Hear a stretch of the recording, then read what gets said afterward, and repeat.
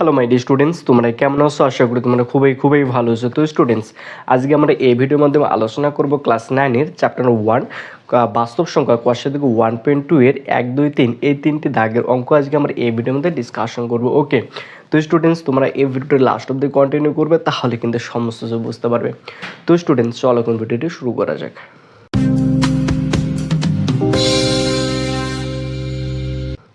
তো স্টুডেন্টস, এই চ্যাপ্টারটি শুরু করার আগে আমাদেরকে বেসিক কনসেপ্ট জানতে হবে। ওকে, কি বেসিক কনসেপ্ট? আমরা কিন্তু সেই বেসিক কনসেপ্টগুলো সম্পূর্ণ কিন্তু আমরা প্রথম যে ভিডিওটা রয়েছে সেই ভিডিওটার মধ্যে কিন্তু আলোচনা করেছিলাম, তাই না? তো এই কোশ্চেন থেকে 1.2 এর 1, 2, 3 এই তিনটে দাগের অঙ্ক করতে হলে আমাদেরকে জানতে হবে মূলত সংখ্যা এবং অমূলত সংখ্যার যে বৈশিষ্ট্যগুলো রয়েছে, মৌলিক যে বৈশিষ্ট্য সেটা আগে জানতে হবে। ওকে, তো আমরা কিন্তু আগের ভিডিওর মাধ্যমে কিন্তু মূলত সংখ্যা এবং অমূলত সংখ্যার যে মৌলিক বৈশিষ্ট্যগুলো রয়েছে সেগুলো জেনে নিয়েছিলাম, তাই না? তো আজকে আমি তোমাদেরকে আরও একবার রিমাইন্ড করে দিচ্ছি যে মূলত সংখ্যা এবং অমূলত সংখ্যা যে মৌলিক বৈশিষ্ট্যগুলো রয়েছে সেগুলো কী কী। ওকে, কারণ এইগুলো আমাদেরকে যদি জানি, কারণ এই বৈশিষ্ট্যগুলো আমরা যদি জানতে পারি তাহলে কিন্তু এই অঙ্কগুলো খুব দ্রুত করতে পারবো। ওকে, তো চলো এখন মৌলিক বৈশিষ্ট্যগুলো জেনে নেওয়া যাক। মূলত সংখ্যার কিছু বৈশিষ্ট্য ছিল, তাই না? তো ফার্স্ট কি মূলত সংখ্যা। তা আমি এই আগের ভিডিওতে এই মূলত সংখ্যার কিছু বৈশিষ্ট্য আলোচনা করেছিলাম। কি বৈশিষ্ট্য? তো ফার্স্ট যে বৈশিষ্ট্যটা ছিল সেটা হচ্ছে দুটি মূলত সংখ্যার যোগ। কি যোগ? যদি দুটি মূলত সংখ্যা যোগ করি তাহলে সে মূলত সংখ্যাটা সর্বদা কী হবে? মূলত সংখ্যা হবে। কি বললাম? যদি দুটি আমি মূলত সংখ্যা যোগ করি তাহলে সে মূলত সংখ্যার যোগফল পরস্পর কী হবে? সর্বদা মূলত সংখ্যা হবে। তাহলে কী হবে? মূলত সংখ্যা হবে। মূলত সংখ্যা হবে, তাই না? এটা আমরা আগের ভিডিওতে কিন্তু কনসেপ্টটা আলোচনা করেছিলাম। এবার আমি যদি এই দুটি মূলত সংখ্যা বিয়োগ করি, কি বললাম? আমি এবার দুটি মূলত সংখ্যা বিয়োগ করি তাহলে সেই মূলত সংখ্যা দুটি বিয়োগফল সর্বদা কী হবে? মূলত সংখ্যাই হবে। কী হবে? মূলত সংখ্যা হবে। ওকে, এবার আমি দুটো মূলত সংখ্যা গুণও তো করবো, তাই না? এবার আমি দুটো মূলত সংখ্যা গুণ করি তাহলে মূলত সংখ্যা দুটো গুণফল সর্বদা কী হবে? মূলত সংখ্যাই হবে। তাহলে কী হবে? মূলত সংখ্যা হবে। মূলত সংখ্যা হবে। এবার আমি কি ভাগও তো করবো, তাই না? এবার আমি দুটি মূলত সংখ্যা ভাগ করি তাহলে সে ভাগফলের সর্বদা কী হবে? মূলত সংখ্যা হবে। কী হবে? মূলত সংখ্যা হবে। মূলত সংখ্যা হবে। ওকে, এবার শুধু শূন্যটা ছাড়া এটা আমরা আগের ভিডিওতেও আলোচনা করেছিলাম, তাই না? তো এটা হচ্ছে মূলত সংখ্যার চারটে মৌলিক বৈশিষ্ট্য। এবার কি অমূলত সংখ্যারও কি চারটে মৌলিক বৈশিষ্ট্য রয়েছে? অমূলত সংখ্যা। ওকে, অমূলত সংখ্যা। এবার এই অমূলত সংখ্যার আমি কি যোগ করব? ওকে, এই যে যোগ। তা আমি দুটো অমূলত সংখ্যা যোগ করি তাহলে সেই অমূলত সংখ্যা দুটো যোগফল সর্বদা মূলত সংখ্যা হতে পারে অথবা অমূলত সংখ্যা হতে পারে। ওকে, মানে দুটি অমূলত সংখ্যার যোগফল সর্বদা অমূলত সংখ্যা হবে না। সর্বদা কি? অমূলত সংখ্যা হবে না। ওকে, এবার আমি অমূলত সংখ্যা দুটো বিয়োগ করি তো অমূলত সংখ্যা বিয়োগফল দুটি অমূলত সংখ্যা বিয়োগফল সর্বদা অমূলত সংখ্যা হবে না। ওকে, হবে না। এবার আমি গুণ করি তাহলে গুণও কিন্তু অমূলত সংখ্যা হবে না। কি? গুণও অমূলত সংখ্যা হবে না। এবার আমি সেটা কি ভাগ করি, সেই ভাগফলটা কী হবে? অমূলত সংখ্যা হবে না। ওকে, তাহলে মূলত সংখ্যার টোটালি ডিফারেন্ট হচ্ছে অমূলত সংখ্যা। মানে কি? মূলত সংখ্যার অপোজিট হচ্ছে অমূলত সংখ্যা, তাই না? আমরা দেখলাম দুটো মূলত সংখ্যা যোগ করি তাহলে কি মূলত সংখ্যায় পাবো, দুটো বিয়োগ করি তাহলে কি মূলত সংখ্যায় পাবো, গুণও করলে কি পাবো? মূলত সংখ্যায় পাবো। এবং আমি ভাগ করি তাহলে সেটা কি পাবো? অবশ্যই মূলত সংখ্যা পাবো। কিন্তু আবার আমি অমূলত সংখ্যার ক্ষেত্রে দেখলাম দুটো অমূলত সংখ্যা যোগ করি তাহলে সর্বদা অমূলত সংখ্যা হবে না। এবার আমি গুণ করি তাহলে বা বিয়োগ করি তাহলে দুটো অমূলত সংখ্যা বিয়োগফল সর্বদা অমূলত সংখ্যা হবে না। এবার গুণ করি তাহলে গুণফল সর্বদা কি অমূলত সংখ্যা হবে না। এবার ভাগ করি তাহলে ভাগফল কি সর্বদা অমূলত সংখ্যা হবে না, তাই না? তো এই চারটা মৌলিক বৈশিষ্ট্য মূলত সংখ্যা এবং অমূলত সংখ্যা, এটা আমাদেরকে অবশ্যই মনে রাখতে হবে। তো এটা বুঝতে পারি তাহলে অবশ্যই কিন্তু এই চ্যাপ্টারের যে অঙ্কগুলো রয়েছে কোশ্চেন 1.2 যে সমস্ত অঙ্কগুলো রয়েছে সেগুলো আমরা কভার করতে পারবো। ওকে, তো স্টুডেন্ট চলো ওখানে একের দাগের যে অঙ্কগুলো রয়েছে সেগুলো করে নেবো। স্টুডেন্টস, এখানে একের দাগের অঙ্কের ক্ষেত্রে বলেছে নিচের বক্তব্যের কোনটি সত্য ও কোনটি মিথ্যা লেখি। ওকে, তো 1 নম্বর অঙ্কটা দেওয়া রয়েছে দুটি মূলদ সংখ্যার সমষ্টি সর্বদা মূলদ সংখ্যা হবে। তার মানে দেখলাম কিছুক্ষণ আগে মৌলিক বৈশিষ্ট্যগুলো দেখলাম, তাই না? তো দুটি মূলদ সংখ্যার যোগফল সর্বদা কী হবে? সমষ্টি মানে কিন্তু যোগফল। তো যোগফল সর্বদা কী হবে? মূলদ সংখ্যাই হবে। মানে তাহলে 1 নম্বরটা তাহলে কী হবে? সত্য হবে, তাই না? তাহলে এটা কী হবে? সত্য হবে। এবার 2 নম্বরটা দেখবো কি বলছে। 2 নম্বরটা এখানে বলছে দুটো অম্লুদ সংখ্যার সমষ্টি সর্বদা অম্লুদ সংখ্যা হবে। তার মানে কিছুক্ষণ দেখলাম, তাহলে দুটি অম্লুদ সংখ্যার সমষ্টি সর্বদা কি অম্লুদ সংখ্যা হবে না। ওকে, তাহলে এটা কি? মিথ্যা। এটা তাহলে কি হবে? মিথ্যা হবে। ওকে, এবার 3 নম্বরটা দেখব। এবার এখানে 3 নম্বরটা বলা রয়েছে দুটি মূলদ সংখ্যার গুণফল সর্বদা মূলদ সংখ্যা হবে। অবশ্যই আমি যদি দুটো মূলদ সংখ্যা গুণ করি তাহলে কি সর্বদা অবশ্যই মূলদ সংখ্যা পাবো। তাহলে এটা কি হবে? সত্য হবে। ওকে, এবার 4 নম্বরটা দেখব। তো 4 নম্বরটা বলছে দুটো অম্লুদ সংখ্যার গুণফল সর্বদা মূলদ সংখ্যা হবে। তো দুটো অম্লুদ সংখ্যার গুণফল সর্বদা মূলদ সংখ্যা হবে। অবশ্যই এটা কী বলতো? মিথ্যা। দুটি অম্লুদ সংখ্যার গুণফল সর্বদা মূলদ সংখ্যা হতে পারে অথবা অম্লুদ সংখ্যা হতে পারে, দুটা হতে পারে। তাহলে 4 নম্বরটা কী হবে? মিথ্যা হবে। ওকে, এবার 5 নম্বরটা দেখে নেব।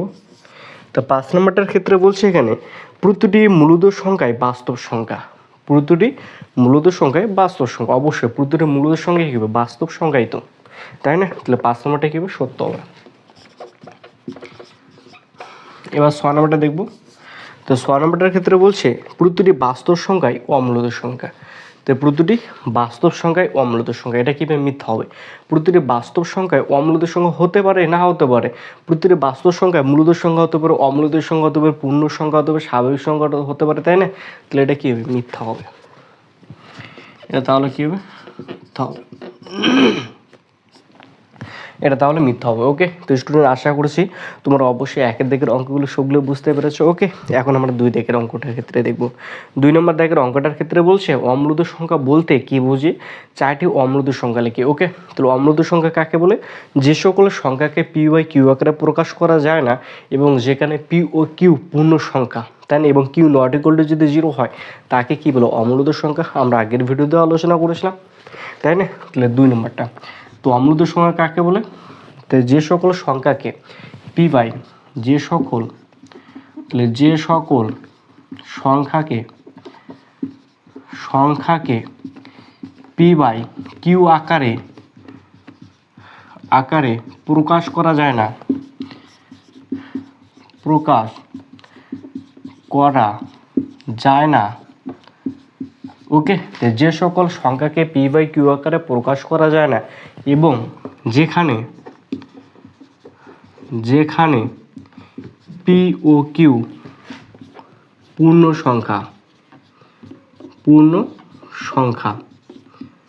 এবং কিউ নট ইকুয়াল টু 0 তাকে অমূলদ সংখ্যা বলে, অমূলদ সংখ্যা বলে। ওকে, এবার আমরা উদাহরণটা দেখে নেব। তো উদাহরণ তো অনেকেই রয়েছে, তাই না? অনেক রয়েছে। তো তোমরা যেটা মন চায় তোমরা সেটা দিতে পারো। ওকে, তো এটা উদাহরণের সময় নিচে √3 হতে পারে, অথবা √7 হতে পারে, পাই হতে পারে, ই হতে পারে, অথবা এখানে √11 হতে পারে, √19 হতে পারে, এগুলো হতে পারে। ওকে, তো এছাড়াও অনেক এক্সাম্পল রয়েছে, তোমাদের যেটা মন চায় তোমরা সেটা নিতে পারো। ওকে, তো স্টুডেন্টস এবার যে 3 নম্বর দাগে যে অঙ্কগুলো রয়েছে সেগুলো করবো। এখানে 3 নম্বর দাগের অঙ্কগুলোর ক্ষেত্রে বলেছে নিচের সংখ্যাগুলির মধ্যে কোনটি মূলদ সংখ্যা এবং কোনটি অমূলদ সংখ্যা লিখি। ওকে, তাহলে আমাকে কোনটি মূলদ সংখ্যা এবং কোনটি অমূলদ সংখ্যা সেটা নির্ণয় করতে বলছে। তো 3-এর 1 নম্বরটা, তো 3-এর 1 নম্বরটা দেওয়া রয়েছে √9। ওকে, তাহলে আমরা দেখব যখন কোনো সংখ্যা যদি রুটের ভিতরে থাকে তাহলে দেখব সেটাকে বর্গমূল করা যায় কি না। এখানে 9 রয়েছে, তাহলে 9টার কি বর্গমূল করা যায়, তাই না? 9টা যদি আমি বর্গমূল করি তাহলে কত হয়েছে? 3 হয়। তো 3 এটা একটা পূর্ণ সংখ্যা আমরা জানি, তাহলে এটা একটা কি? অবশ্যই মূলদ সংখ্যা, তাই না? কারণ এটাকে পি বাই কিউ আকারে প্রকাশ করা যায়। 3-এর নিচে কোনো কিছু নাই, মানে কত? 1 আছে, তাহলে উপরেরটা পি ধরবো, 1টাকে কিউ ধরবো, তাহলে পি বাই কিউ আকারে প্রকাশ করা যায় এবং পি এবং কিউ পূর্ণ সংখ্যা হলো, মানে 3টে দিলে একটা কি দিলে? অবভিয়াসলি এটা দিলে কি মূলদ সংখ্যা হবে। ওকে, তাহলে এটা মূলদ সংখ্যা, মূলদ সংখ্যা। ওকে, এবার 2 নম্বর অঙ্কটা দেখে নেব। 2 নম্বর অঙ্কটার ক্ষেত্রে বলেছে 225, 2 নম্বরটা 200√225। এবার দেখবো এটা যেহেতু √225 রয়েছে, তাহলে 225-এর কি বর্গমূল করা যায়? অবশ্যই যায়, কারণ আমি 15 যদি গুণ করি তাহলে কত আসে? 225 আসে। তাহলে 225-এর যদি বর্গমূল করি তাহলে কত হয়? 15 হয়। তাহলে 15 একটা কি পূর্ণ সংখ্যা, তাহলে অবভিয়াসলি এটাও তাহলে একটা কি মূলদ সংখ্যা। ওকে, মূলদ সংখ্যা। ওকে, তো স্টুডেন্টস তোমরা যারা যারা অবশ্যই খাতা পেন বার করে নি, তাহলে অবশ্যই কিন্তু খাতা পেন বার করে রাখবে। ওকে, আমার সঙ্গে সঙ্গে তোমরা প্র্যাকটিস করবে, তাহলেও কিন্তু এই অঙ্কগুলো মনে থাকবে। ওকে, এবার 3 নম্বর অঙ্কটা দেখে নেবো। তো 3 নম্বর অঙ্কটার ক্ষেত্রে এখানে বলেছে √7 বলেছে। 3 নম্বরটা √7। তো √7 যেহেতু রয়েছে, এটা কি একটা √7-এর বর্গমূল করাই যায় না। তো √7-এর যদি বর্গমূল করা যায় না, তাহলে এটা কি হবে? অমূলদ সংখ্যা হবে, অমূলদ সংখ্যা। ওকে, এবার তাহলে 4 নম্বর অঙ্কটা দেখে নেব। তো 4 নম্বর অঙ্কটার ক্ষেত্রে বলেছে এখানে √50 বলেছে। তো √50, তো যদি 50 রয়েছে, তাহলে আমি এই 50 যদি আমি উত্তর থেকে বিশ্লেষণ করি তাহলে কত আসে? একটা 5 × 5 × 2 আসে। ওকে, 5 × 5 25, 25 × 50।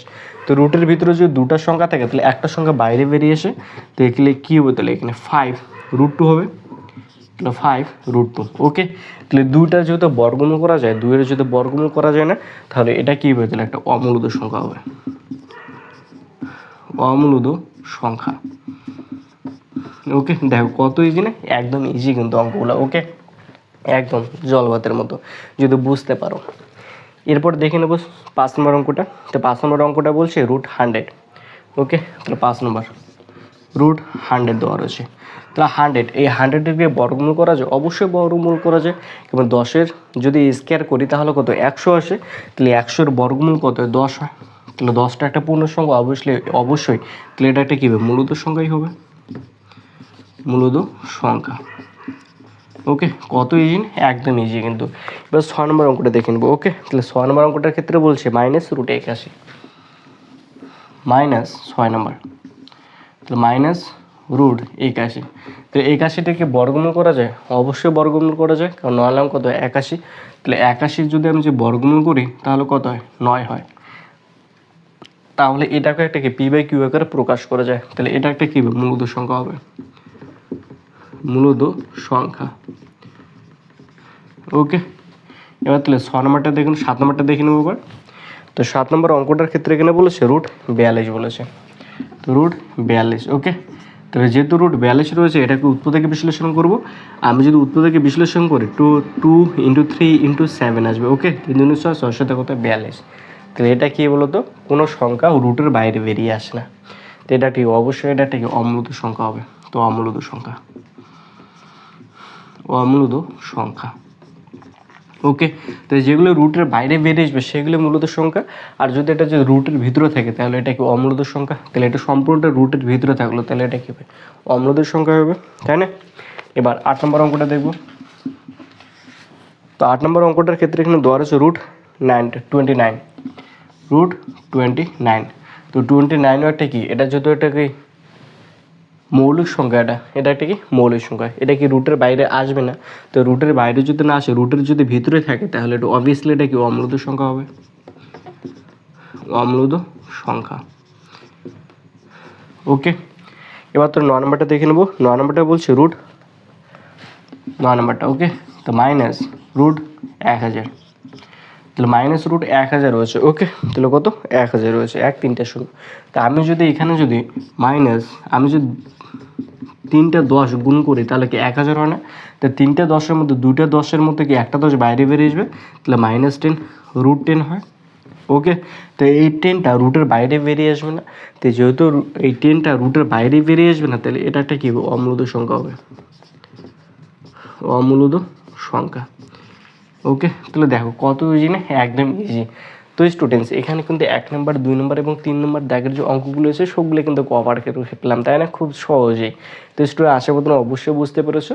তো তোমাদের যদি কোনো যে বুঝতে যদি অসুবিধা হয় তাহলে কিন্তু অবশ্যই এই ভিডিও কমেন্ট বক্সে জানিয়ে দেবো। ওকে, কারণ আমি তোমাদেরকে সেটা অবশ্যই রিপ্লাই দেওয়ার চেষ্টা করবো। ওকে, এবং তোমরা কোন চ্যাপ্টারটা সম্বন্ধে কোনটা সবথেকে বেশি টাফ লাগে সেটা অবশ্যই কিন্তু এই ভিডিও কমেন্ট বক্সে জানিয়ে দেবো। ওকে, তো স্টুডেন্টস আজকে এই পর্যন্তই। নেক্সট ভিডিওতে আমরা পরের যে অঙ্কগুলো রয়েছে সেগুলো নিয়ে ডিসকাশন করবো। ওকে, তো স্টুডেন্টস তোমাদেরকে ভিডিও ভালো লাগে অবশ্যই লাইক কমেন্ট শেয়ার সাবস্ক্রাইব।